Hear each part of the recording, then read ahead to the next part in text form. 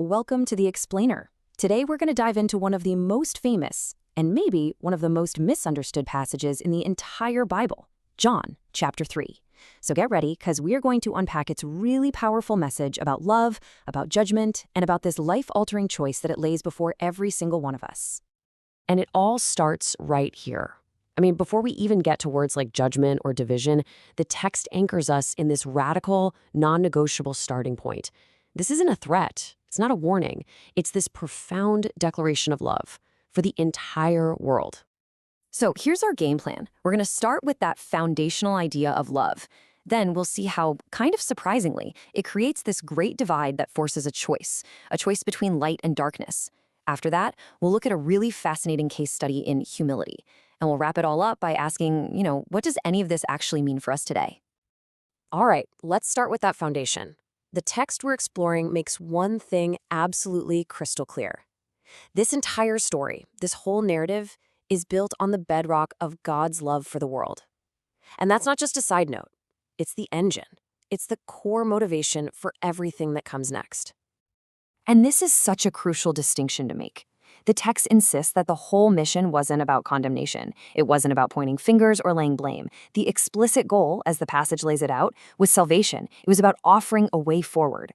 And this idea directly challenges that common image of a God who's only interested in judgment. Okay, so here's where things get really interesting. This universal offer of love, almost paradoxically, creates a fundamental split. It literally draws a line in the sand, creating a great divide in humanity based on one simple thing: how we respond to that offer. The passage draws an incredibly sharp line here. On one side, you have belief in the Son, which is equated with eternal life, a state of not being condemned. And on the other side, you have unbelief, which results in an immediate state of condemnation. It's the stark contrast between two very different present realities. And this brings us to a really crucial redefinition of the word judgment. See, the text isn't talking about some future courtroom scene with a judge and a gavel. Instead, it frames judgment, or krisis, as something happening right now. The psychological implication here is, well, it's profound. It's not some sentence handed down from above, but it's the natural consequence of turning away from the light. It's a state we place ourselves in, a kind of self-imposed exile that begins the very moment we choose to walk away. So why would anyone choose that path? It's a fair question, right? The text uses this powerful metaphor to explain the motivation behind the choice. It's not just some random decision. It's framed as a deliberate movement, either toward light or toward darkness. And this leads us to the central question the source is really asking. If light represents truth and life, why on earth would anyone choose darkness? The text suggests the answer isn't intellectual. It's deeply personal. And it has everything to do with our actions and maybe what we're trying to hide. The passage offers this really clear psychological profile. It says people avoid the light because light is revealing, right? And they're afraid their actions will be exposed for what they are. In contrast, those who live by the truth, well, they're not afraid of the light. They welcome it. They want it to be clear that their actions are aligned with God. But look, this isn't just some abstract philosophical idea. The text gives us a perfect, real-world case study of someone who lived in the light, John the Baptist.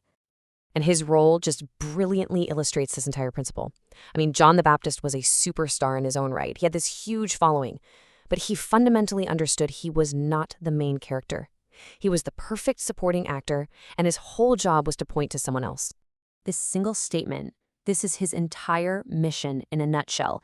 It's just a masterclass in humility. His goal wasn't to build his own brand or his own platform. It was to get out of the way. It was to decrease his own profile so that all the attention, all the focus could shift to Jesus. And the passage gives us this beautiful analogy to understand it. John's joy is like the joy of the best man at a wedding. Think about it. The best man isn't jealous of the groom, right? His own joy is found just in being there and celebrating his friend. In the exact same way, the text says John's joy wasn't diminished by his supporting role. In fact, it was made complete by it. So all of this brings us to our final and maybe most crucial point. How do we take this story about John and apply it to our own lives? John's story really holds up a mirror to us. It asks, are we always trying to be the main character, always fighting for the spotlight? Or can we be like him? Can we find our purpose in pointing to a truth that is so much bigger than ourselves? And that's really the ultimate takeaway from this whole passage.